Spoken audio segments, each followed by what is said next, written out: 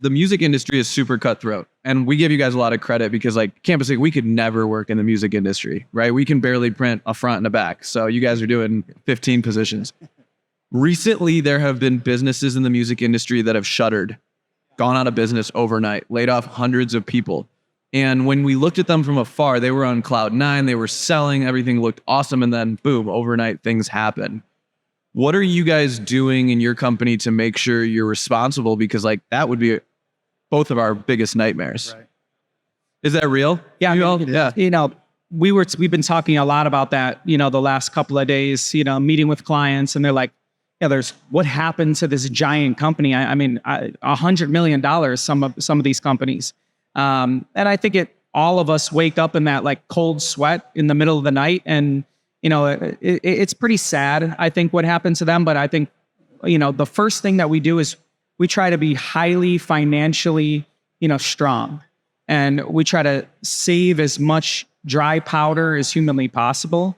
We try to have really strong bank relationships and ensure that like financially, no matter if we go up or down with sales, we have a really strong financial backbone for the company. Well, what does that even more specifically mean? So cash-wise, I hear shops talk about how much, you know, monthly should I have in my bank account? Is it 6 months? Is it 12 months? I mean, do you break it down more? Because obviously too much is silly. You as an owner should pull out and keep it or invest in something else. Yeah.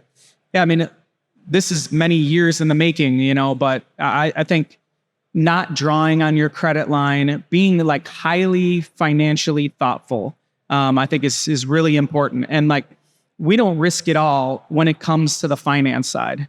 When it comes to the sales side, we'll do anything. When it comes to client relationships, we just proved the last 3 days, we'll do anything.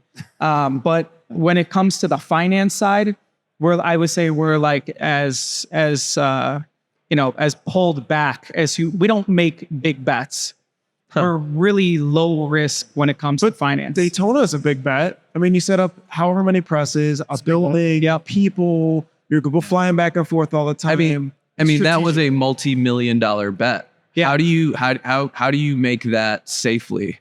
I think like when I say like we already had the business that was in place, you know, like we already had the financing in place. Like we weren't like going out and taking some crazy secondary loan or anything like that. The bank thought it was a good idea. Our CFO thought it was a good idea. Like we're like really calculated in those risks. So I think what's interesting that you make a point is like sales comes first. Yeah. Right. And like the demand comes first. And I feel like sometimes earlier in business, we go buy things and then hope the sales come. And that's like super, super dangerous. Yeah. I guess, you know, as a company, as you guys were growing and selling, how much were you outsourcing just to keep up versus bringing it in-house? Because I think there's a balance there. Yeah. I mean, we started subcontracting a little bit, but as soon as we started having to say no to clients and there's an opportunity on the table, but we just couldn't do it because of capacity, and that just continuously happens, we're like, okay, there's a lot of missed opportunity. There's a lot of value we can add for the clients to be able to say yes. So what you're saying is, if I'm hearing this correctly, is like you guys were selling really well, getting a ton of demand, doing what you could in-house, outsourcing the rest. And then once you were comfortable doing that, you're like, okay, now we can bring it back in-house. Yeah, now it's time. Right? And I think printers always get scared of contract and outsource, but really like it makes you flexible.